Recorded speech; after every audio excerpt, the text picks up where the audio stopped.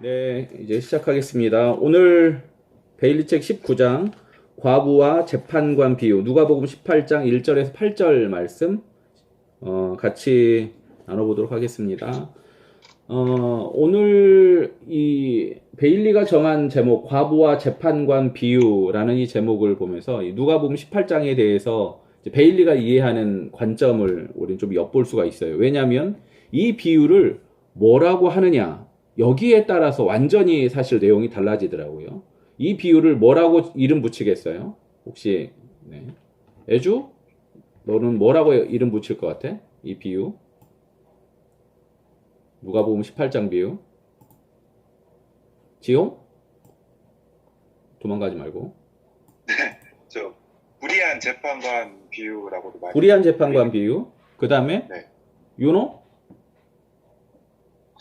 전 과부와 재판장 하겠습니다. 과부와 재판장. 정선?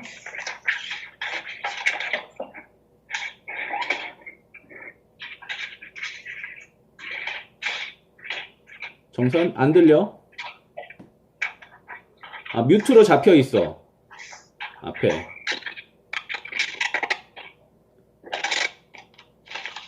들리시나요? 들려 이제. 저도 불의한 재판관이 불의한 재판관. 민영? 네. 저는 포기하지 않는 과부. 포기하지 않는 과부. 수연? 저도 과부와 재판장이요. 과부와 재판장. 애주? 과부와 재판장. 과부와 재판장.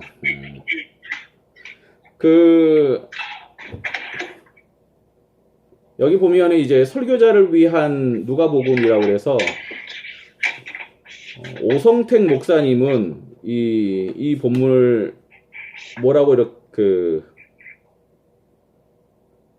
크레독이 쓴 책을 이제 옮긴 거거든. 오성택, 이영훈 이 두 교수님이 이분들이 이제 뭐라고 했냐면은 기도에 관한 두 가지 비유라고 그래서 이 18장에 있는 첫 번째 여기 비유하고 이 다음에 연결되는 바리새인과 세리에 관한 이야기를 하나로 묶어서 이렇게 크레독은 얘기를 했더라고. 근데 여기 보면서 크레독이 되게 통찰력 있게 이 누가복음 18장을 좀 큰 덩어리로 보고 있구나라는 걸 느꼈어. 그러니까 우리가 일반적으로 생각할 때 이제 사실 이 제목이 뭐냐 이게 굉장히 중요한 게 왜 그러냐면 이 본문을 어떻게 이해할 것이냐라는 거거든. 근데 나는 이 크레독이 얘기했던 그 기도에 관한 두 개의 비유 이것도 참 좋고 그 다음에 나는 18장 내가 가지고 있는 독일 성서 공예판 해설 성경에 나오는 제목 타이틀 간청하는 과부라고 돼 있거든. 나는 이 간청하는 과부라는 타이틀도 아주 좋은 것 같아. 그러니까 지금 포커스를 좀 어디로 두느냐에 관한 건데 불의한 재판관이 아니라 지금 간청하고 있는 사건으로 포커스를 두는 게 지금 이 누가복음 18장을 전체 흐름을 따라 이해하는 가장 중요한 키가 아닐까라는 생각을 해보는 것 같아요. 물론 이 안에 둘 다 있는데 그것들 좀 살펴보도록 할게요. 오늘은 총 5개의 질문을 나중에 좀 해볼 텐데요. 불의한 재판관 통해서 지금까지 우리가 알아왔던 불의한 재판관은 하나님이다라는 공식을 깨고 아니라 지금까지 우리는 일반적으로 성경에서는 재판관은 하나님 항상 이런 식으로 얘기했었는데 여기에서는 사실 재판관은 하나님이 아니거든요. 왜냐하면 재판관이 왜 하나님이 아니죠? 이미 불의하다라고. 그럼요. 불의하다고 돼 있으니까. 너무 그런데 황당한 게 불의한 재판관이 하나님이다라는 글을 제가 찾았어요. 진짜. 깜짝 놀랐어. 그래서 야 이게 정말 뭐라고 해야 되나? 이게 정말 우리가 생각한 것보다 훨씬 더 오해하거나 혹은 잘못하고 있는 게 정말 많구나 이런 생각을 많이 해봤어요. 제가 이따가 잘못된 예들을 좀 들어줄게요. 그래서 야 여기 보면은 이런 게 나와요. 여기서 어떤 분이 지금 이거는 한 사이트에서 해석해 놓은 걸 찾아 그대로 옮겨 놓은 건데 이렇게 돼 있어요. 여기서 재판관이 하나님을 두려워하지 않는 것은 하나님이 재판관이시기 때문에 두려워하지 않는다는 말씀이다. 또한 재판관이 사람의 본성을 잘 알고 있기 때문이다. 과부의 의미는 현재 영적 남편이 없는 영적 여자의 상태이다. 남편이 없다는 의미에서 하나님의 백성은 신랑이신 남편이 하나님의 백성 안에 임하지 않았기 때문에 과부라는 것이다. 그러므로 여기서 과부란 예수를 믿는 오늘날 하나님의 백성이 기독교인을 비유하고 있는 것이다. 과부가 밤낮 없이 끈질기게 재판관을 찾아가 귀찮게 했기 때문에가 아니라 구할 사람에게 구할 것을 구했기 때문에 그것을 받을 수 있었던 것이다. 라고 해석해 놓은 글을 봤어요. 이게 얼마나 심각한 오해인지는 우리는 이미 이 본문을 충분히 읽었기 때문에 아마 알 거예요. 재판관이 그러니까 불의한 재판관이 하나님이래요. 왜냐하면은 하나님을 두려워하지 않는 재판관은 왜냐면 하나님 당신이기 때문에 하나님을 두려워하지 않는 것이다 라고.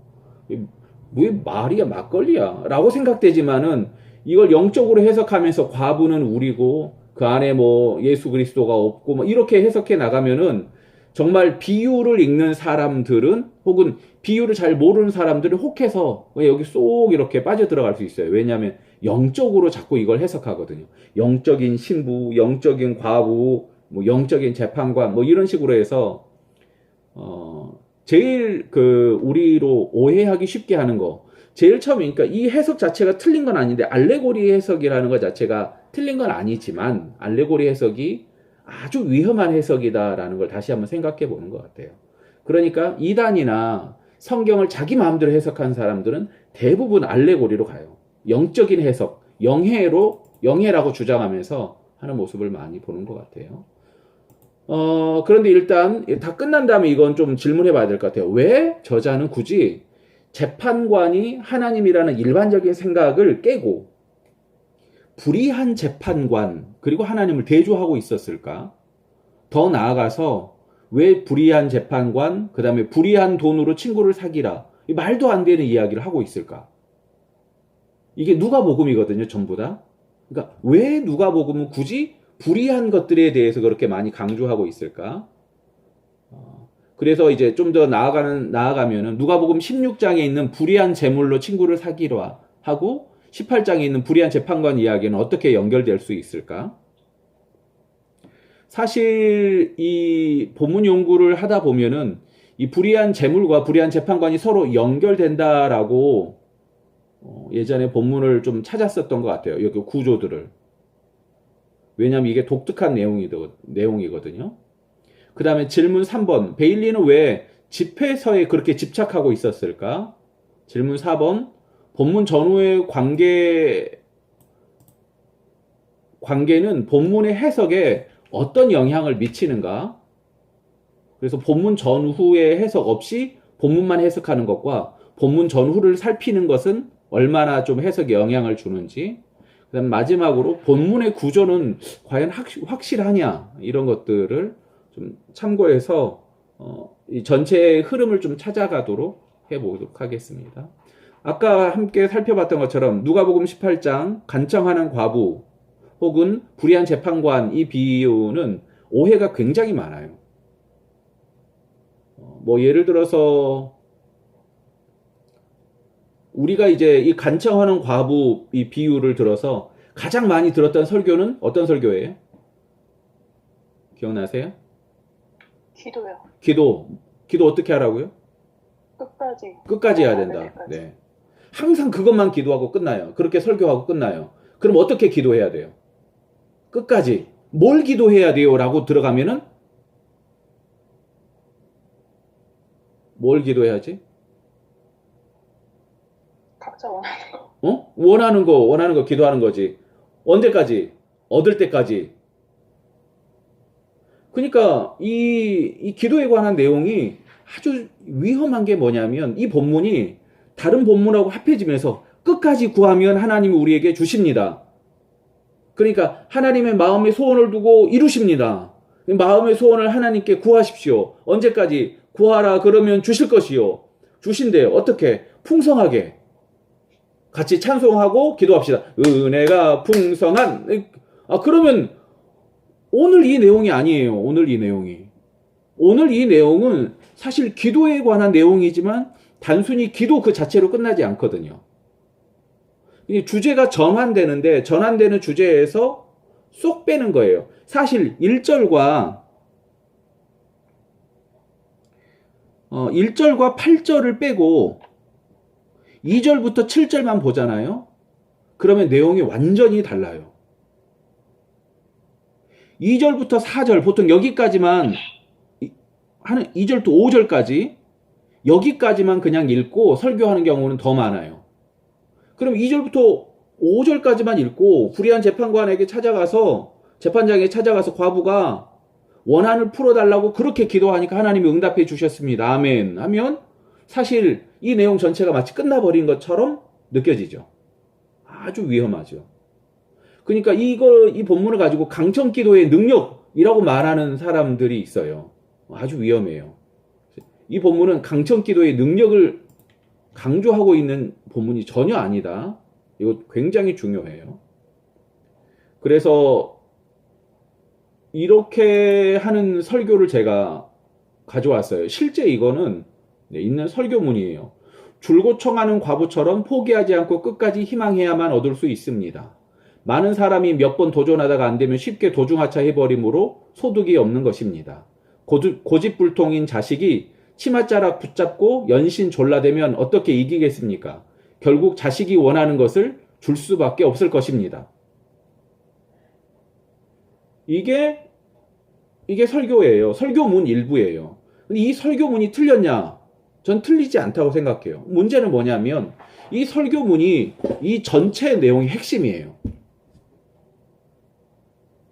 근데 여기서 이 핵심이 과연 맞냐라고 물어보면은 여기 누가복음 18장을 1절부터 8절까지 다 읽은 사람한테 이 내용을 들고 이 내용이 맞아 그러면은 맞다고 말할 수도, 이건 아주 조심해야 돼요. 이 본문은 그냥 믿음이나 뭐 기도 이런 게 제대로 교육시키지 않는다라고 생각하면 안 돼요. 떼쓰는 신앙, 이걸 하나님이 원하는 게 아니에요. 근데 우리는 지금까지 떼쓰는 신앙으로만 누가복음 18장을 봤단 말이에요. 되게 중요합니다. 그래서 비유의 목적을 정확히 보고 이 비유를 정확히 해석해야 되는 거예요. 그런 의미에서 애주가 1절 읽어줘. 18장 1절. 예수께서 그들에게 항상 기도하고 낙심하지 말아야 할 것을 비유로 말씀하여. 여기에 이미 답이 나와요. 그쵸? 이 비유의 전체 주제가 뭐예요? 기도하고 낙심하지 말아야. 기도와 낙심하지 말라. 이 두 개가 동시에 이 전체 비유의 핵심이거든요. 여기 낙심하지 말라를 그 제일 뒤에 나오는 이 단어로 바꿔주면은 믿음이에요. 그러니까 기도하고 믿어라. 언제까지 기도하고 믿어요? 왜 기도하고 믿어요?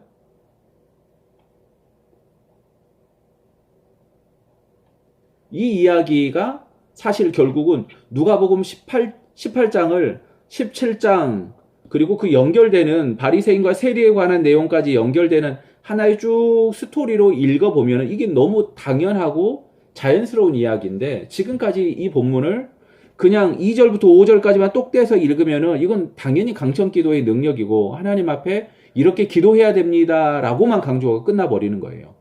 그 강조가 틀린 건 아닌데 이 본문 자체를 이해할 때는 그렇게만 강조하고 끝나면 반쪽짜리가 아니라 오히려 오해하기 쉬운 설교가 되지 않을까 싶어요. 자, 그러면 이 베일리 책을 제가 정리를 했어요. 정리를 해보니까 한 10줄 정도로 간단하게 좀 정리를 하게 되는데, 베일리가 볼 때 누가복음 여기 18장 과부와 재판관 비유는 집회서 35장에 있는 과부와 대적들에 관한 이야기하고 서로 비슷하다라고 베일리는 생각하고 영향을 받았다라고 본 것 같아요. 그런데 집회서에 등장하는 과부의 기도를 들으시는 하나님 이 이야기하고 이 본문에서 나오는 불의한 재판관 그리고 과부의 기도 그 안에 있는 메커니즘과 마지막 때를 기다리는 것이 이 안에 담겨 있고 이런 내용들을 생각해 보면은 그냥 단순히 과부의 기도를 들으신다라고 말했던 이 집회서의 내용을 가지고 18장 누가복음 18장 이 과부의 간청하는 기도를 이렇게 해석하는 것 자체는 큰 무리가 있다라고 생각을 해요.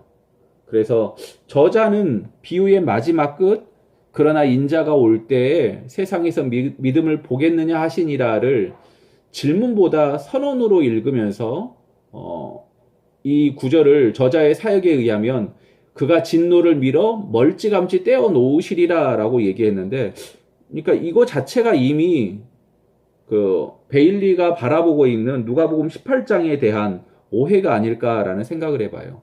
우리는 좀 이 본문에서 적어도 이 본문의 해석에서는 지금 베일리가 이야기하고 있는 그냥 단순히 하나님은 뭐 장차 그렇게 하실 것이다라는 좀 막연한 이야기로 가지 말고 좀 더 본문에 좀 머물고 전후 관계를 살피면서 오롯이 성경으로만 좀 살피면 좋겠다 생각을 해요.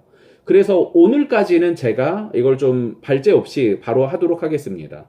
다음 주 발제부터 좀 정리해서 할 텐데 그건 나중에 차차 정하고요.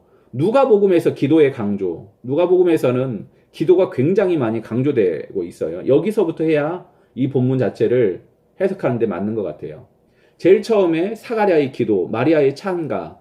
근데 찬가까지도요, 기도의 하나의 표현이거든요. 그래서 곡조가 있는 기도, 이게 찬양이잖아요. 그래서 마리아의 찬가로 볼 수 있고, 예수님의 기도, 누가복음 3장 21절, 세례시의 기도, 9장, 베드로의 신앙 고백 직전에 예수님의 기도, 9장 28절, 변화산 기도 22장, 겟세마네 기도, 예수님의 기도가 이렇게 많이 나와요. 사도행전에서도 계속 기도하는 사람들이 나와요. 그래서 사도행전을 기도행전이라고 말하는 사람도 있어요. 누가는 왜 이렇게 기도를 강조하고 있을까? 누가복음에 있는 기도에 관한 용어들도 보면요, 굉장히 많아요. 여기 보면은 기도의 용어들 자체가 누가복음 보면 아주 다양한 것들이 많은데, 특별히 누가만 가지고 있는 자료, 누가복음에만 나오는 자료들이 있는데, 그거 보면은 세례시에 하는 3장 21절 예수님, 이거 누가복음만 나오고, 서기관들과 바리새인들과 첫 충돌 직전에 예수님의 기도 5장 16절 누가복음만 나오고, 가이사랴 빌립보의 예수님의 기도 9장 18절 누가복음만 나오고, 변화산상의 기도 누가복음만 나오고, 주기도문 가르치시기 전에 기도하는 장면 11장 1절 누가복음만 나오고, 이게 전부 다 누가복음만 나와요. 기도하는 장면들이에요. 전부 다. 좀 우리가 일반적으로 알고 있는 좀 특징적인 기도하는 장면들을 좀 살펴봤더니, 잠시만요. 제가 여기다가 올려놨어요. 여기 보면은 밤중에 찾아온 친구 누가복음 11장, 그리고 불의한 재판관과 과부의 끈질긴 기도, 바리새인과 세리의 기도, 이 바로 연결되는 18장 누가복음 18장, 이 세 가지 이야기가, 이 세 가지 비유가 누가복음에만 나오는 거예요. 그러니까 어떤 내용들이 특별히 강조해서 누가복음에만 나온다. 이게 무슨 말이냐면 누가가 아주 강조하고 있다는 얘기예요. 누가는 결국 그러니까 기도를 굉장히 많이 강조했던 사람이고, 누가의 인생 경험이 아마 여기에 녹아지지 않았을까라는 생각도 해봅니다. 우리가 알고 있는 가상칠언 중에 보면은 엘리 라마 사박다니, 이게 마가복음과 마태복음에 거의 비슷한 형태로 등장하거든요. 그리고 나서 세 개는 누가복음에만 나오고 다른 세 개는 요한복음에만 나와요. 그런데 누가복음에만 나오는 세 개를 보니까 아버지여 저희를 사하여 주옵소서, 오늘 내가 나와 함께 낙원에 있으리라, 내 영혼을 아버지 손에 부탁하나이다. 그러니까 지금 여기 아버지여 라고 말하는 기도에 관한 내용이 여기 보면은 두 개나 나오는 거예요. 예수님의 그 가상 7원 중에. 그러니까 누가가 특별히 강조하고 보여주고 있는 이 기도에 관한 이야기, 이게 굉장히 중요한 이 누가복음 그리고 사도행전의 메커니즘이다라는 생각을 해봐요.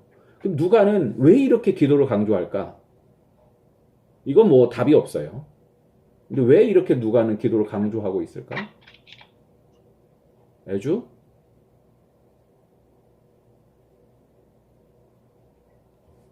본인이 생각했을 때 중요하다고 생각합니다. 왜 중요해? 어쨌든 누가가 이것을 썼을 때에는 이거를 읽고자, 그러니까 읽을 독자들에 대해서 이제 뭐 빌레몬이나 다른 사람들, 그러니까 이방인들, 근데 이제 예수님을 경험하고 하나님을 경험하고 이제 그런 부분에 있어서 기도가 우선시 되어지는 부분이니까 그걸 좀 강조하고 싶지 않았을까 생각해봤습니다. 지홍? 기도의 능력을 응? 직접적으로 많이 봤던 사람이기 때문에 그렇잖아. 기도의 능력을 그럼 다른 사도들은? 다른 복음서 저자들은?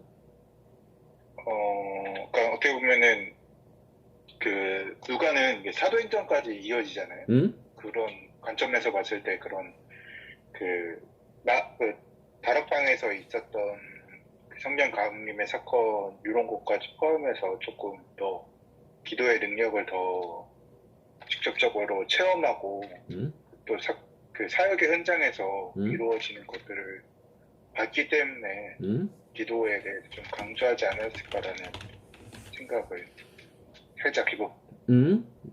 그래? 혹시 수연? 왜 누가는 이렇게 기도를 강조할까? 잘 모르겠습니다. 그 목소리로 이렇게 잘 모르겠습니다. 그러면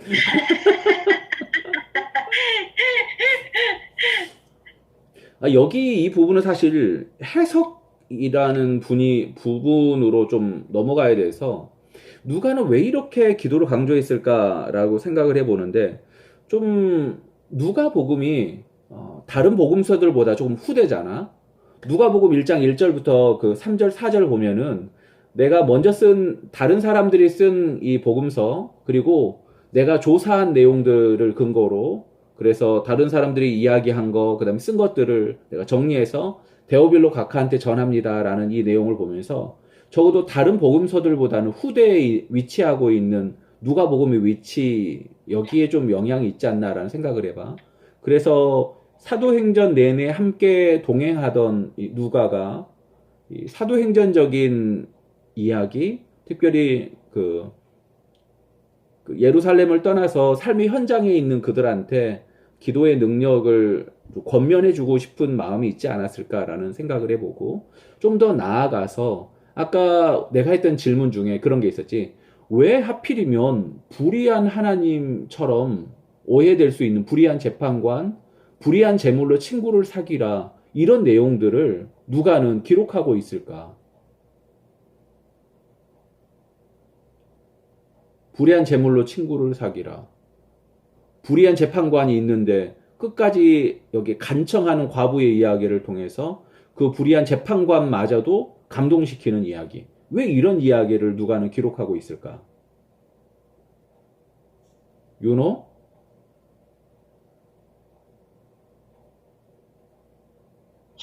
이방 사람이어서 그런 거 아닐까요, 목사님? 이방 사람이? 유대인 사람이라면 전혀 생각하지 못할 개념인데 그리스인이니까는 사실 재판관이 엘로힘이잖아요. 근데 엘로힘이 하나님이라는 개념 자체가 재판관이라는 말 그 자체에 동일하게 있는 건데 이방인이니까 그런 개념이 없는 거죠. 그래서 그냥 재판관에다가 그대로 썼다? 그러니까 그래도 좀 덜하지 않았을까요? 그게 유대인들보다. 유대인 마태라면 아마 전 감히 못 썼을 것 같아요. 이 말 혹시 이해됐어? 엘로힘이라는 단어 안에 판단하시는 분이라는 뜻이 있거든. 그러니까 재판관이라는 의미가 있어. 그러니까 히브리어를 쓴 사람이었으면 감히 재판관이라는 말을 앞에 불의하다라는 말을 절대 붙일 생각도 못 했을 텐데 이방인, 그러니까 이 히브리어를 모르는 사람이었기 때문에 뭐 내가 볼 땐 조윤호니까 이런 생각을 한 거 아닐까? 아니면 너 여기 이거 혹시 다른 데서 들은 거야? 아니요, 목사님 그냥 생각나서 한 겁니다. 그래. 뭐 일단 뭐 독특한 발상이긴 한데 잘 모르겠고 그 내가 정리하면서는 이렇게 생각해 봤어. 지금 이 내용이 누가복음 18장 전체 이해랑 좀 연결되는데 내가 정리한 내용을 우리가 보고 있는 여기다 올렸어요. 제가 읽어볼게요, 천천히. 누가가 처한 상황이 불의한 일들이 당연시되며 불의한 현실을 그럼에도 불구하고 믿음으로 주의 날을 기다리며 살아야 하는 시대가 아닐까. 사도행전을 통한 전도에서 보듯이 하나님의 일을 하지만 오히려 하나님의 백성인 유대인들이 가장 심하게 방해하고 예수를 믿는 초대 교인들이 당했을 수많은 박해와 위정자들에 의한 핍박이 당연시될 때 그런 상황에서도 오실 예수님을 기대하며 살아가야 하는 성도들, 그들한테 가장 현장감 있는 비유, 그게 바로 불의한 제물로 친구를 사라, 그 다음에 불의한 재판관 이야기, 이런 게 아닐까. 그러니까 정리해보면은 불의한 시대를 살아가고 있는 그 사람들에게 불의한 시대 속에서도 하나님의 백성으로 살아남는 법을 누가는 이야기하고 있는 게 아닐까.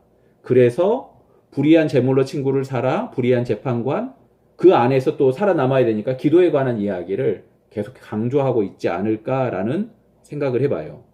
그런 면에서 누가복음을 좀 한 걸음 떨어져서 이렇게 보면은 불의한 시대에 살고 있는 기도로만 살 수밖에 없는 사람들의 이야기, 이게 누가복음 사도행전의 이야기라고 저는 좀 먼저 결론을 내고 좀 보고 싶어요.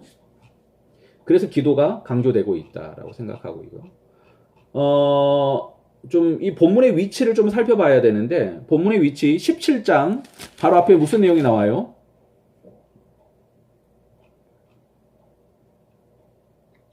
하나님 나라의 도래의 날.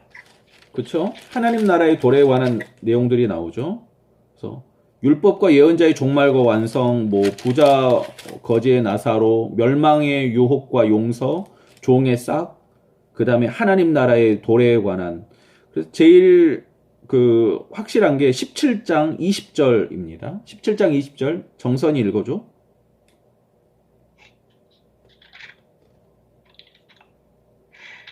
바리새인들이 하나님의 나라가 어느 때에 임하나이까 묻거늘 예수께서 대답하여 이르시되 하나님의 나라는 볼 수 있게 임하는 것이 아니요 21절도 또 여기 있다 저기 있다고도 못하리니 하나님의 나라는 너희 안에 있느니라. 그래서 하나님 나라는 그 여기 있다 저기 있다 할 수도 없고 너희 안에 임하시고, 하나님 나라는 어떻게 임하냐, 노아의 방주 때처럼 임하고, 그 다음에 롯의 처를 기억하라 라고 말하는 것처럼, 그래서 롯의 때처럼 임한다라고 말해요. 노아 방주와 롯의 때 공통점이 뭐죠?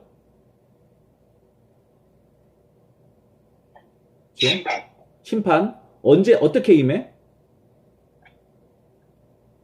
하늘로부터? 갑자기. 그래서 여기 17장 27절 보면은 방주에 들어가던 날까지 사람들이 먹고 마시고 장가들고 시집 가더니 홍수가 나서 그들을 다 멸망시켰으며, 이 얘기가 뭐냐면 갑자기예요.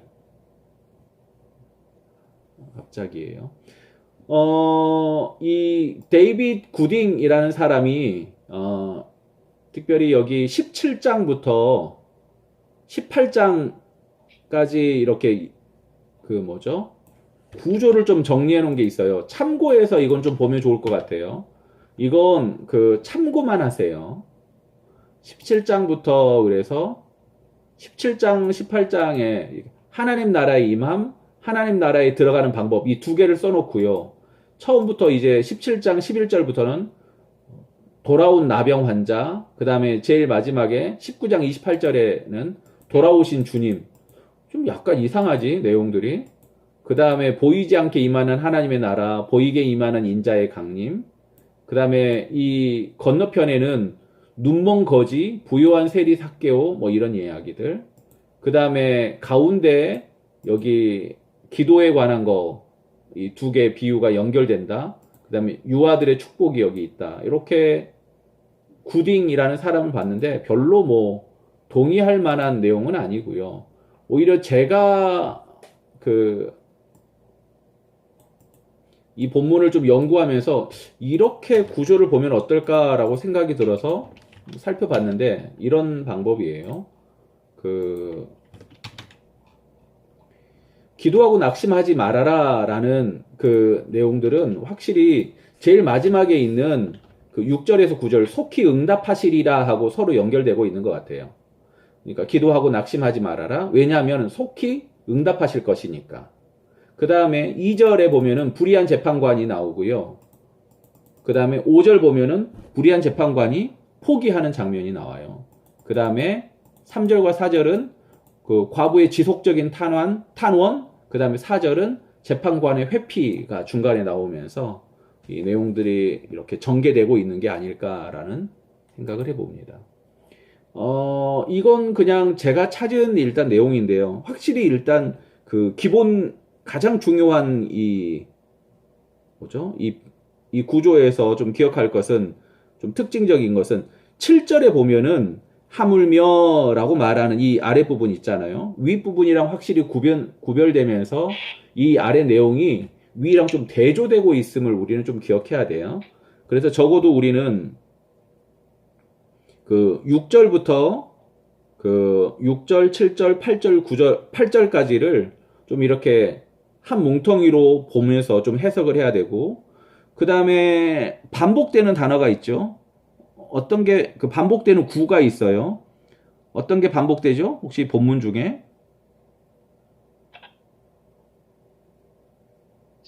하나님 두려워하지 않는 거. 네. 하나님을 두려워하지 않고 사람을 무시하나. 이게 반복이 돼요. 그래서 2절에 보면은 재판장 앞에 나오죠. 하나님을 두려워하지 않고 사람을 무시하고, 그 다음에 4절에 보면은 하나님을 두려워하지 않고 사람을 무시하나. 그 다음에 5절에 보면은 불의한 재판관이라고 말하는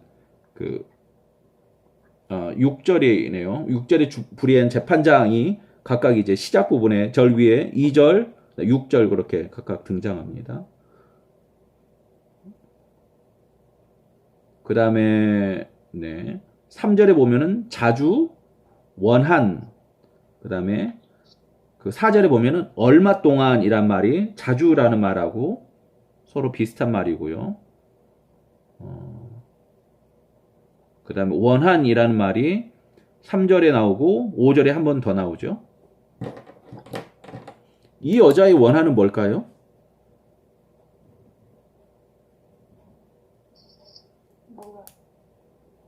이 여자의 원한 몰라요. 네, 맞아요. 근데 이 여자의 원한에 좀 포커스를 두고 이 본문을 읽어보면은 좀 새로운 이야기가 될 것 같아요. 천천히 한번 읽으면서 봐볼게요. 18장 1절 보면은 그들에게 항상 기도하고, 아까 그 본문에 나오는 거랑 그 연결하면은 어떤 단어죠? 항상이라는, 항상 기도가? 자주예요. 나를 번거롭게 하다. 얼마 동안 듣지 아니하다가 서로 연결되는 단어들이죠. 항상 하고 연결되는 게 이 정도, 오래 참으시겠느냐, 항상 하고 연결되는 거, 이 정도가 좀 연결되는 것 같아요. 그래서 지금 이 18장 1절 본문은 항상 기도하고 낙심하지 말아라, 이 말은 인자가 올 때에 세상에서 믿음을 보겠느냐, 인자가 올 때에 이때를 준비하니까 항상 기도해라, 이렇게 연결이 되거든요. 근데 바로 그 앞에 무슨 내용이 있었다고요? 언제 주님이 오시는지, 인자의 날, 종말적인 상황 전개 후에, 그리고 나서 1절이 나오는 거예요. 그러니까 이 비유는 반드시 어떻게 읽어야 되냐면 종말을 기다리는 사람들의 자세, 이렇게 읽어야 되는 거예요. 그러니까 그래서 간청하는 과부의 비유를 그냥 기도 비유로 끝내면 안 돼요. 이 기도해야 되는 이유가 뭐라고요? 기도해야 하는 이유, 마지막 때를 기다리는 거예요. 인자의 날을 기다리고, 종말의 때를 기다린 건 어떻게 기다린다? 기도하고. 누가가 보는 종말에 대한 이야기는 아주 분명하더라고요. 기도하지 않으면 종말을 견딜 수 없다. 이게 누가의 생각이에요. 기도해라. 아, 네. 죄송해요. 제가, 네. 제 스스로한테는 한 말이에요. 네. 기도해라. 네. 사람은 항상 기도하고 낭망하지 말아야 합니다. 왜냐하면 종말을 기다리는 사람이라면 얘기하고 있어요. 2절 읽어주세요. 지용. 18장 2절 맞죠? 네. 이르시되 어떤 도시에 하나님을 두려워하지 않고 사람을 무시하는 한 재판장이 있는데, 여기 보면은 이제 한 재판장에 관한 이야기인데, 재판장은 가장 공정해야 되고 가장 분명해야 되는데, 이 사람이 특징이 뭐라고요? 도시에 있어요. 특정한 도시는 아니고 그냥 어떤 도시라고 하고, 하나님을 두려워하지 않고 사람을 무시해요. 그러니까 최악의 재판장이죠. 몰인정과 무자비함. 그러면 예수님 시대의 재판관은 어땠냐라고 그래서 이거 찾아봤더니, 예수님 시대의 재판관들은 유대인들의 재판관은 대다수 율법학자들이었을 터인데, 이들의 힘과 권위는 오롯이 율법과 전통과 규칙에 대한 지식이었다. 이들은 백성들을 재판하기 위해 오래전부터 전래되는 율법 조항 규칙들을 철저하게 배우고 익히고 수련했다. 하지만 이는 일반적인 내국인 종교 재판이었다. 본문의 재판관은 그런데 율법을 연구하는 재판관이라기보다는 일반적인 세속 재판관일 가능성이 높다. 저는 베일리가 말하는 이 부분에 조금 더 우리가 좀 주의를 기울여야 될 것 같아요. 왜냐하면 우리가 누가복음 18장 불의한 재판관 이야기 읽을 때 항상 뭐라고 읽었냐면은, 어떤 마음으로 읽었냐면은, 불의한 재판관은 율법학자들이다라고 생각을 했거든요. 근데 베일리가 주장하는 것처럼 아마 이 율법을 가지고 하는 종교적인 간단한 재판에서 볼 수 없는 내용들이 사실 여기 불의한 재판장 안에 있거든요. 그래서 이 본문은 그래서 뭐라고 해야 되냐면 내국인 재판에 해당하는 종교 재판보다는 이방인들 재판까지 포함하는 좀 더 광범위하고 포괄적인 재판의 재판장이다라고 보는 게 더 맞을 것 같다 생각해 봐요. 그래서 여기 보면은 그의 행동에 거칠 것이 없고 하나님을 신뢰하지 않는다라는 말을 직접 쓰는 거 보면은 이거는 율법 교사일 수는 없다는 거예요. 만약 바리새인 혹은 율법 교사라고 하면은 이 말을 쓰게 되잖아요. 스스로도 이렇게 얘기하잖아요, 또. 그러니까 이거는 도저히 있을 수 없는 일이다. 그래서 이거는 내국인 종교 재판이 아니라 외국인까지 포함된, 그리고 훨씬 로마적인 재판이 아닐까. 그런 면에서 누가가 기록한, 좀 국제적인 감각을 가진 누가가 기록한 책으로서의 누가복음을 한 번 더 실감할 수 있다 생각해 봅니다. 네. 그래서 재판장은 이렇게 하나님을 두려워하지 않고 사람을 무시한다라고 얘기해요. 3절 읽어주세요. 한민영. 그 도시에 한 과부가 있어 자주 그에게 가서 내 원수에 대한 나의 원한을 풀어주소서 하되. 여기서 과부가 나와요. 이 과부가 재판장한테 가요. 그런데 로마 시대의 여성들이 공적인 자리, 특별히 법정과 같은 곳은 여성의 인척, 남성이 대신 일을 보는 게 일반적인 관례예요. 막시무스의 기록에 따르면 당시 갈리우스라는 사람의 아내가 머리를 덮지 않고 나가서 이혼했다고 해요. 우리가 지난번에 여자의 머리에 관해서 지난주에 같이 했었잖아요. 그거랑 연결돼요. 그러니까 여자의 상황이나 활동이 굉장히 위축된 상황이었는데 어떻게 이 여자가 이런 일을 할 수 있었냐? 과부였거든요. 과부였으니까 이 일을 하고 있어요. 더구나 어떤 과부였냐면 욕먹을 수 있는데 원한이 있는 과부였어요. 어떤 원한이 있을까? 원한을 풀어주소서 했어요. 과연 어떻게 보복해달라는 이야기인가? 여자의 원한 뭐가 있을까? 과부의 원한은 뭐가 있을까요? 이 개념을 뭐라고 봐야 되는가? 이걸 되게 많이 고민했어요. 왜냐하면 여기 보면은 5절 보니까 이 과부가 나를 번거롭게 하니 내가 그 원한을 풀어주리라. 그렇지 않으면 늘 와서 나를 괴롭게 하리라. 그러면 여자가 만약 되게 부당한 것을 막 요구한다고 생각해 봐요. 그것도 들어줘야 돼요?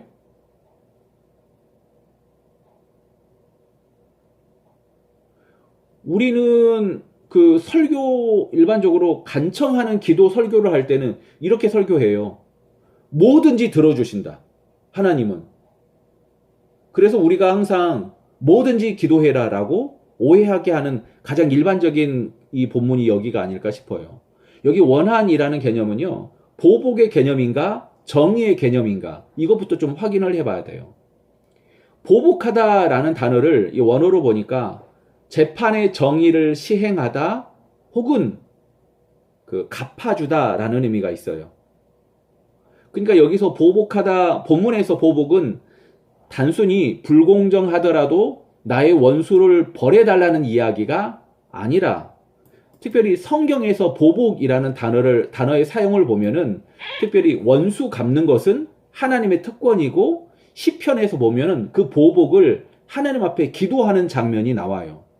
다시 말해서 지금 이 본문에서 보복은 나의 개인적인 복수의 차원이 아니라 하나님의 정의가 시행될 수 있도록 당신이 이 건에 관해서 재판을 맡아주십시오 라고 부탁하는 거라고 생각하면 될 것 같아요. 여기서 보복해 주십시오 라는 이게 그러니까 그냥 단순히 내가 원하는 대로 해주세요 이게 아니라 당신이 이 재판을 맡아서 처리해 주십시오 라고 하는 것 같아요. 이렇게까지 하는 이유는 당시에 과부의 사건 같은 경우는 아예 다뤄지지도 않는 경우가 많았거든요. 그러니까 과부의 사건이 다뤄지는 것만으로도 이 여자는 만족하고 있는 거예요. 비록 그가 불의한 재판관이긴 하더라도 그것마저도 기회가 박탈됐었던 거죠. 그래서 나의 사건을 맡아주소서 이렇게 의역하는 게 훨씬 더 부드러운 의역이 맞는 것 같아요. 네. 혹시 3절 이 부분에 관해서 혹시 질문이 있어요?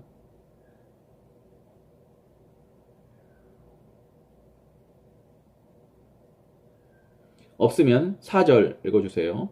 네. 수연? 그가 얼마 동안 듣지 아니하다가 후에 속으로 생각하되 내가 하나님을 두려워하지 않고 사람을 무시하나.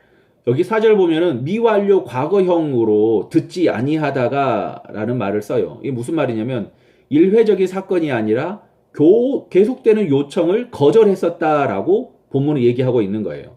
그러니까 3절에 자주 그에게 가서 얘기했다라는 말하고 계속 얘기했었다라는 말하고 좀 연결돼야 되고, 그렇게 계속 했음에도 불구하고 계속 거절하고 있었다라는 게 서로 지금 팽팽하게 긴장 관계를 지금 보여주고 있는 거죠. 항상 기도해라 라는 말에 이어서 좀 연결되는 단어들이 그래요. 자주 간청했었고 계속 거절했었고, 그 다음에 5절 보니까 민숙 5절 읽어주세요. 이 과부가 나를 번거롭게 하니 내가 그 원한을 풀어주리라. 그렇지 않으면 늘 와서 나를 괴롭게 하리라 하였느니라. 이 재판장의 이야기 중에 사실 이 표현이 굉장히 중요한데 뭐냐면요. 이 과부가예요. 이 과부가. 지금 누가는 일부러 구체적으로 이 과부가라고 말하면서 재판장이 지금 이 여자를 얼마나 무시하고 있는지 보여주고 있어요. 나를 번거롭게 하니 라고 그래요. 여기 번거롭게 하다라는 단어가 아주 재밌었는데 5절 나를 괴롭게 하리라 라고, 늘 와서 나를 괴롭게 하리라 라는 단어가 아주 재밌는데요. 왜냐 내가 그 원한을 풀어줄 거다 자꾸 번거롭게 하니까, 그렇지 않으면 늘 와서 연결되는 단어죠. 또 다시 늘 와서 나를 괴롭게 하리라 라고 하는데, 여기 괴롭게 하다라는 이 단어가 아주 특별한 단어더라고요. 이게 뭐냐면은 눈을 가격하다.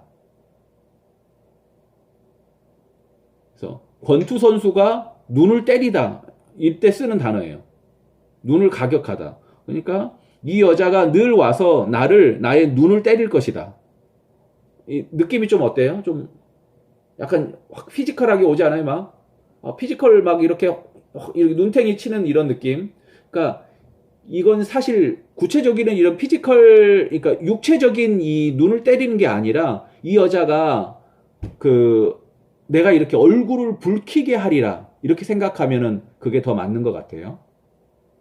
그래서 나를 괴롭게 하리라를 그냥 단순히 나를 괴롭힌다 이렇게보다는 나의 얼굴을 붉히게 할 것이다. 그래서 내가 이 사건을 맡아서 재판에 주겠다라고 이 재판관이 결정하는 거죠. 그러면서 여기 불의한 재판관 이야기가 사실 끝나요.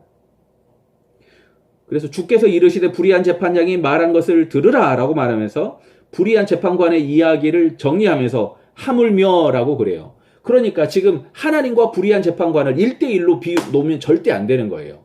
왜냐하면 지금 여기 불의한 재판관의 이야기와 하나님의 이야기가 하물며로 연결이 되거든요. 하나님이 원한을 풀어주지 않겠느냐. 7절과 8절에 보면은 이 구조가 이렇게 좀 되면서 연결되거든요. 하나님이 원한을 풀어주시지 않겠느냐.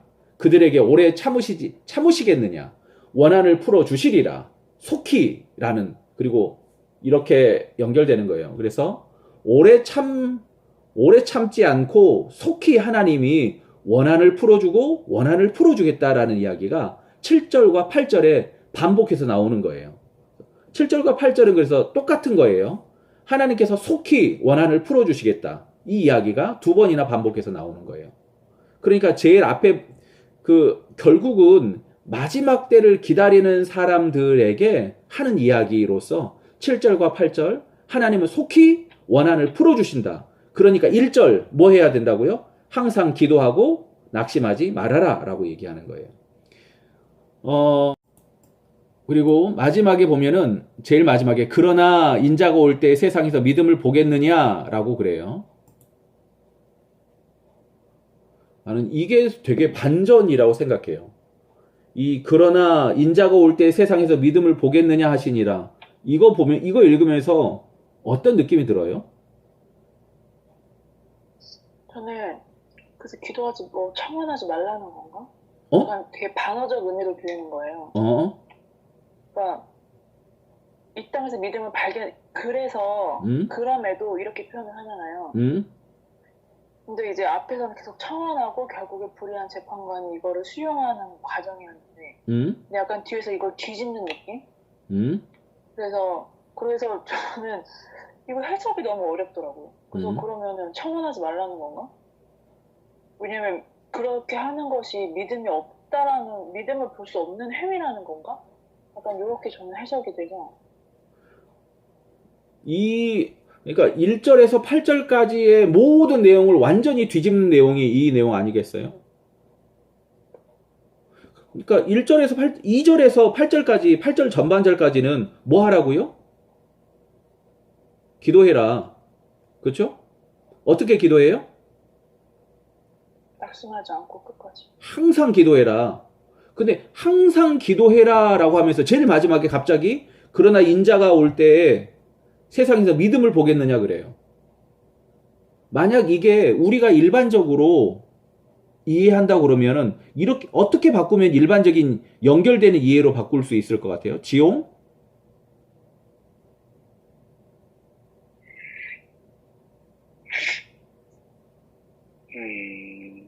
이 앞에 내용이랑 마지막 구절 연결되게 하려면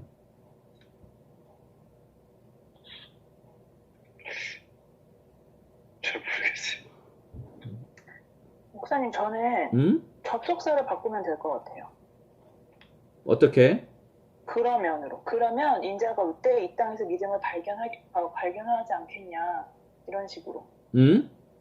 그러면은 사실 앞에 내용을 받아치는 게 아니니까 반박하는 게 아니니까. 그래서 저는 앞에 접속사만 바꿔도 흐름이 좋지 않을까. 지금 사실 그들에게 오래 참으시겠느냐, 원한을 풀어주지 않겠느냐라고 말하는 7절에 있는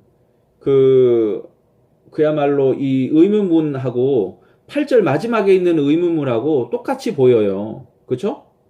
근데 이게 전혀 똑같지 않아요. 분위기가 완전히 달라.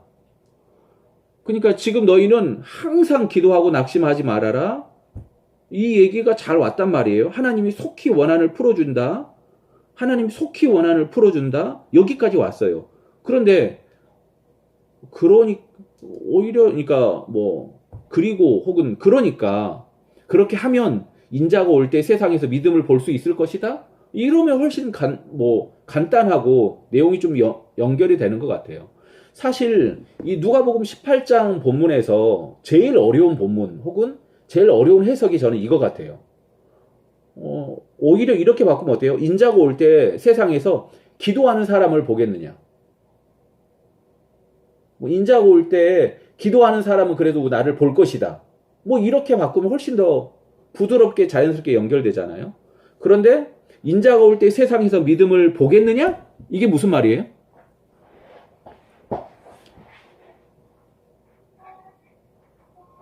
네가 그 믿음을 보여라 이 뜻 아닐까요?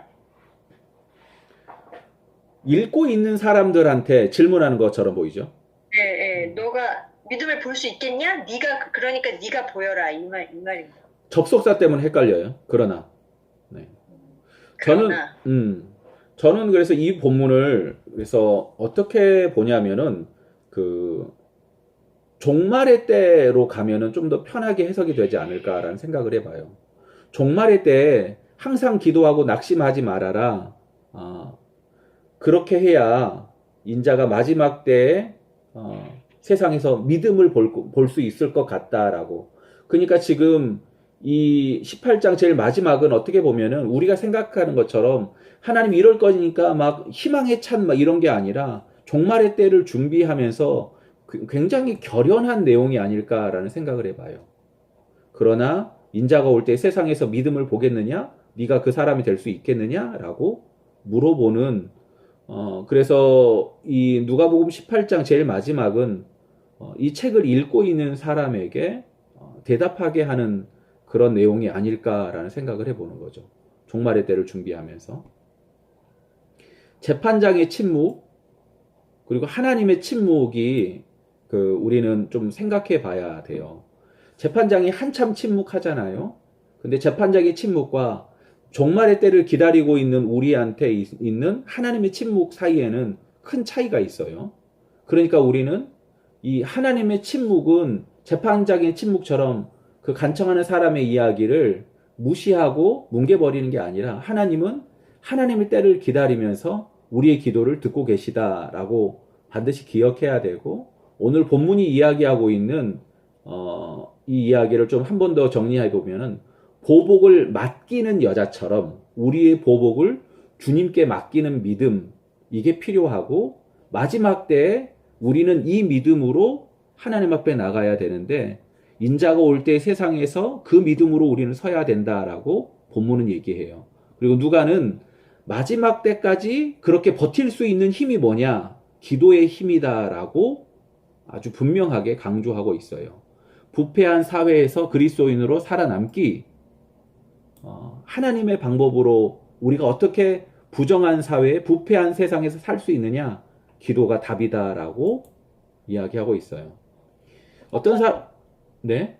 저 죄송한데요. 네? 그러면 이 8절의 이 이 내용이 이 앞의 내용들을 쭉 훑어봤을 때 약간 도발적인 느낌이 들잖아요. 네네. 네, 저는 이제 어쨌든 이 8절이 듣는 이들로 하여금 불의한 재판관도 이 여자의 이런 음성을 듣고 이렇게 하는데 하물며 내가 너의 아버지이신데 내가 그걸 해주지 않겠니? 라고 얘기하면서 마지막에 약간 그럼에도 내가 볼 수 있겠어? 라고 하는 건 약간 이 사람들의 약간 믿음과 어떠한 이런 기도에 대한 부분들을 꼬집는 것과 동시에 약간 도발하는 그런 느낌으로 제가 해석을 해도 되는 거죠. 네, 도발적인 거라고 생각해요. 네. 그러니까 지금 이 글을 읽고 있는 우리한테, 그리고 지금 이 예수님의 비유를 듣고 있는 사람들한테 그야말로 도전하고 있는 도전적인 메시지라고 생각해요. 속히 풀어준다. 속히 풀어줄 거다. 이거 사실 그렇게 얘기하지만 속히 그런 일이 일어나지 않잖아요. 그러니까 그 시간이 오래 될 건데 그래도 너희가 믿음으로 끝까지 남겠느냐라고 마지막 때를 기다리고 있는 사람들에게 얘기하고 있는 것 같아요. 기도로, 그러니까 마지막 때를 기다리는 방법, 기도라고 하면서 처음 이 18장 첫 부분에는 간청하는 기도, 그 다음에는 바리새인과 세리의 기도를 보여주면서 기도자의 자세에 관해서 이야기하죠. 그러니까 제일 처음에 첫 번째 기도는 낙심하지 말고 항상 기도해라. 두 번째 기도는 자기를 낮추면서 기도해라. 그래서 기도에 관해서 이게 마지막 때를 기다리는 사람의 자세다라고 그래요.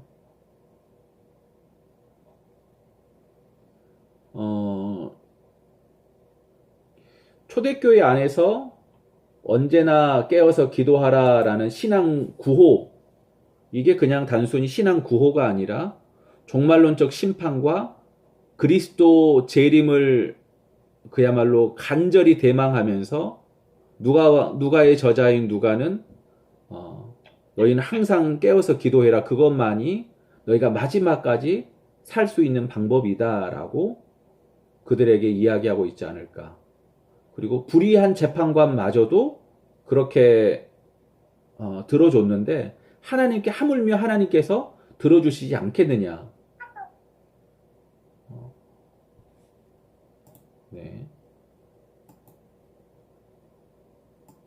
그래서 하나님 나라의 백성으로 어떻게 그들은 십자가를 살고 어떻게 그들은 그 땅에서 하나님의 백성으로 살 수 있을지를 누가는 기도하는 사람이라고 그들의 정체성에 대해서 이렇게 방점을 찍어주고 있는 책, 이게 누가복음 18장이라고 생각해요.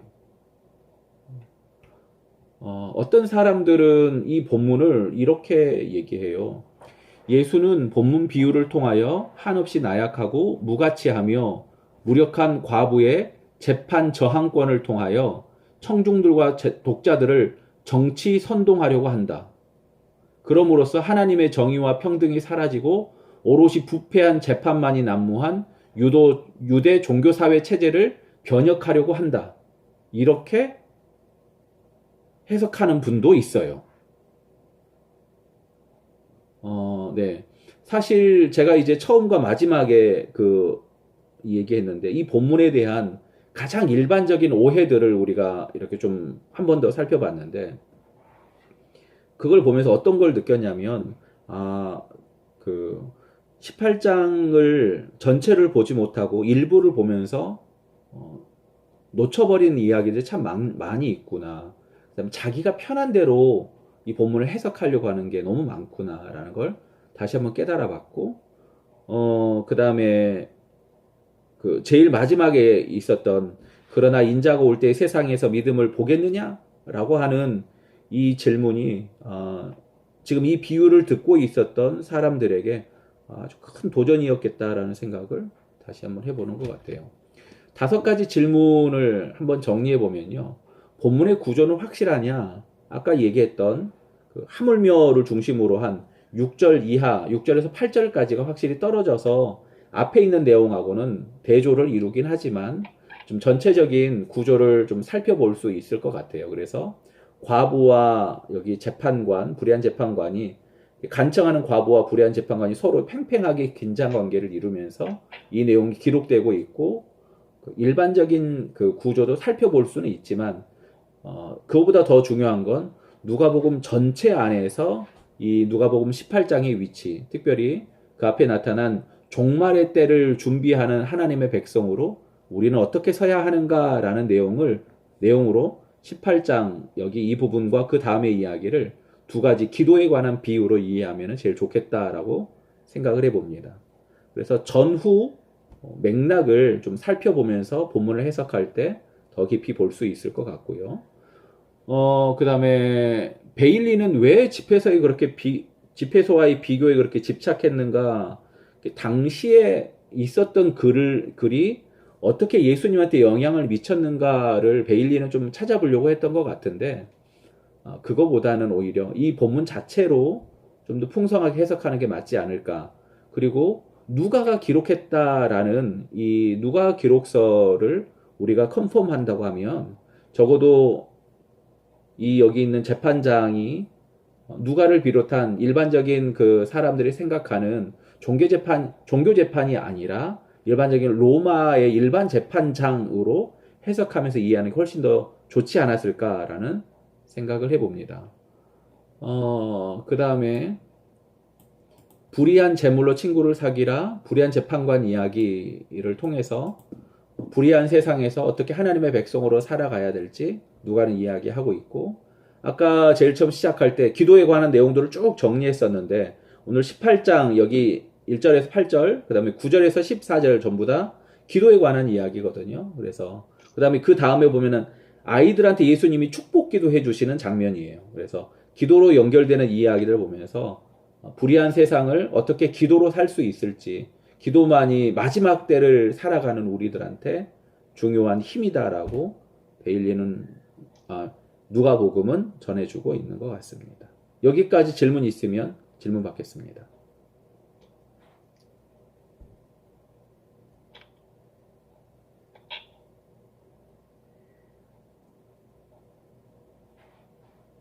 질문?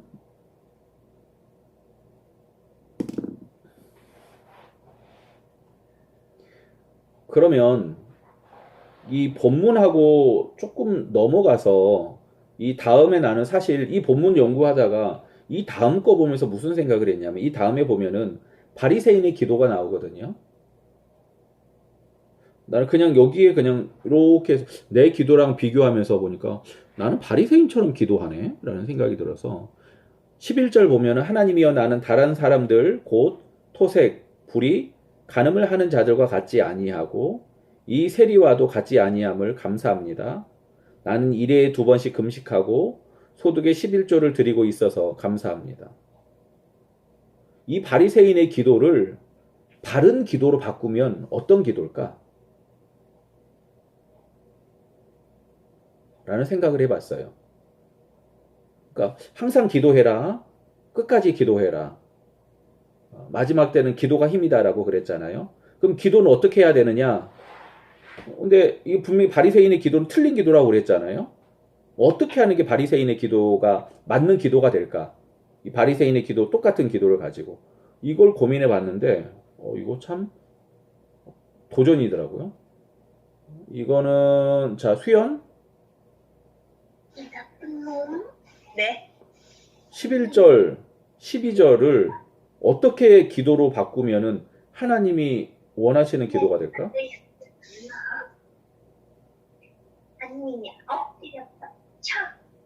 저는 토색, 불의, 간음을 하는 자들과 같고 세리와도 같습니다.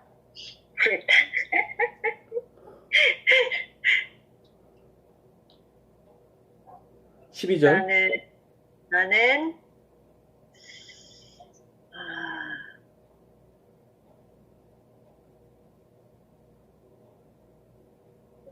금식과 11조를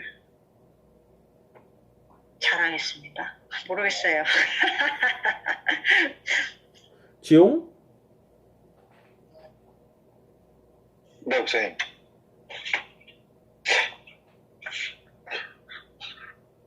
저도 방금 한 거랑 되게 비슷한 것 같아요. 그러니까 자기의 잘남을 자랑하는 게 아니라, 그러니까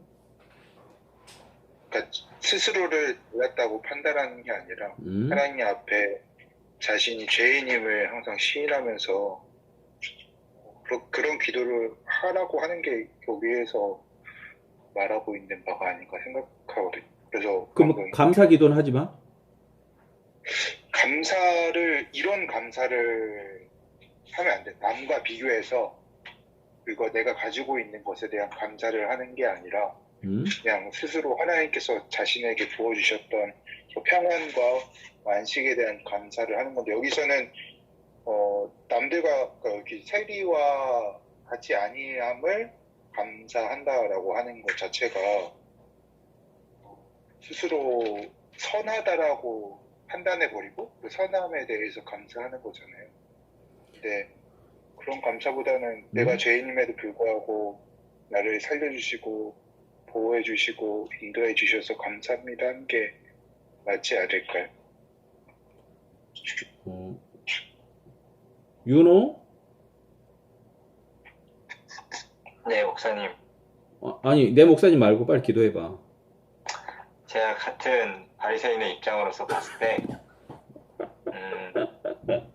11절이면 저는 이렇게 할 것 같아요.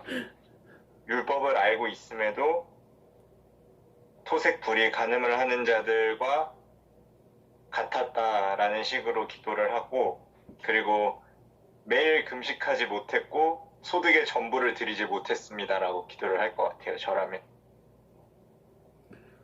진짜 바리새인 같은 기도다. 괜찮았나요? 유대인 될 수 있을까요? 거의 뭐 유대인스러워. 그래. 너무 전투적이야. 그래. 훨씬 더 자유로워도 될 것 같아. 그래. 여기 민숙?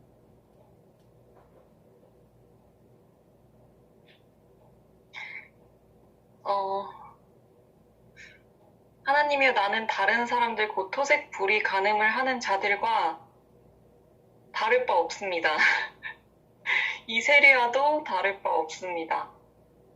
그리고 저는 나를 위해서 일에 2번씩 금식하고 또 소득의 11조를 드리는 죄인입니다. 주님, 나를 불쌍히 여겨주세요. 이렇게 기도할 것 같아요. 감사는?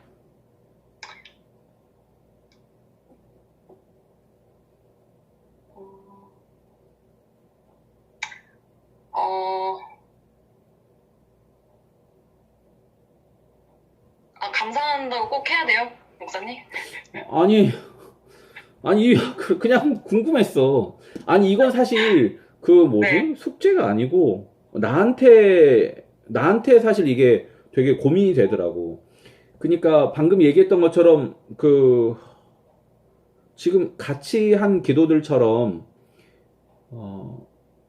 그런 기도는 할 수 있어. 그런데, 이 바리새인은, 그럼 감사기도 안 드려? 감사기도 드릴 수 있지 않겠나? 뭐 어떻게 감사할 수 있을까? 어떻게 감사하는 게 하나님이 원하시는 감사 기도일까? 라는 생각을 나한테 해봤어. 그냥 질문이 아니라. 애주? 네, 저는 앞에 내용은 다 똑같고요. 전 이렇게 기도하고 맨 마지막에 같다고 생각하는 저의 생각, 그러니까 이렇다라고 생각하는 저의 생각을 용서해달라고 기도할 것 같고, 그리고 그걸 알게 해주신 거에 대한 감사를 할 것 같아요. 그리고 12절은 고치지 않을 거예요. 왜냐면 하고 있는 진짜 행위니까. 왜냐면 이렇게 하는 것 또한 저는 감사하다고 생각하거든요. 그래서 만약에 예를 들어 감사에 대한 부분을 놓자면 전 12절 마지막에 감사를 넣을 것 같아요. 11절을 하게 해주시고 또 뭐 금식을 할 수 있게 해주시는 것에 대해서 감사할 것 같아요. 그래. 오히려 감사가 뒤로 넘어가면 그게 또 나쁘지 않을 것 같고. 사실 12절이 문제가 되는 이유가 있는데 뭐냐면 바리새인들은 이거 가지고 자랑을 했거든. 이걸 가지고 나는 바리새인으로 이렇게까지 한다라고 하면서 금식과 11조를 사람들한테 보이게 하려고 그렇게 했거든요. 그래서 이거가 문제가 됐는데 이 기도 자체는 문제는 안 됐던 것 같아요. 그러니까 지금 우리의 기도로 바꿔서 그렇게 할 수 있게 해주심을 감사한다고 하면 감사가 되지 않을까? 그리고 11절에 아까 얘기했던 것처럼 사실 이제 이거는 10계명을 좀 해석하면 좀 나오는 내용들인데 결국은 하나님의 뜻을 다 분별하지 못하고 온전히 살지 못했음을 회개하는 내용이 11절이고 12절은 지금 하고 있는 것들이 하나님의 은혜로 그렇게 할 수 있음에 대해서 감사한다고 하면은 어느 정도 기도가 좀 정리가 된 것 같아요. 저도 정리를 좀 했습니다. 오늘 같이 한 단어 나눕시다.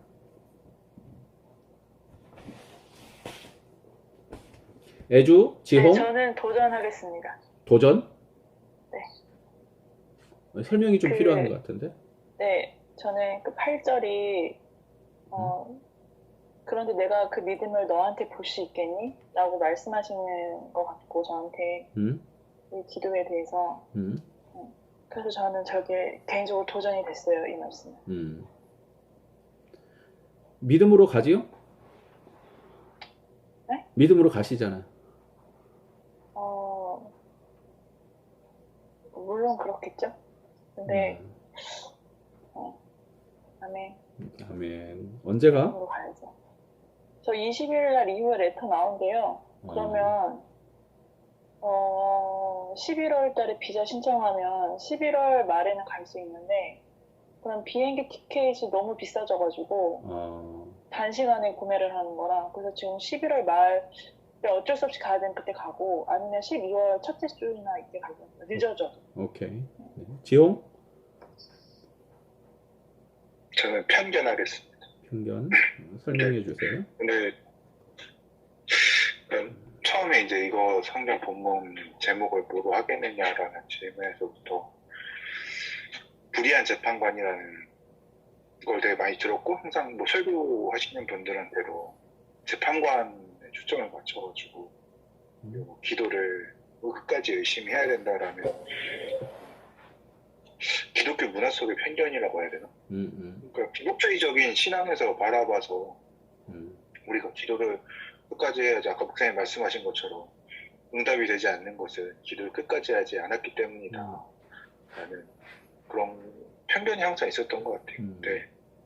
근데 이 말씀을 읽으면서 편견을 깨고 그 안에 담겨있는 복음의 가치를 좀 더 알아야 되겠다는 생각을 많이 했어요.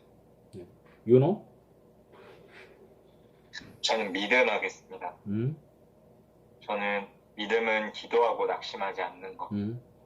솔직히 기도하면서도 낙심될 때가 있잖아요. 저 요즘 애들 출석만 봐도 낙심이 되는데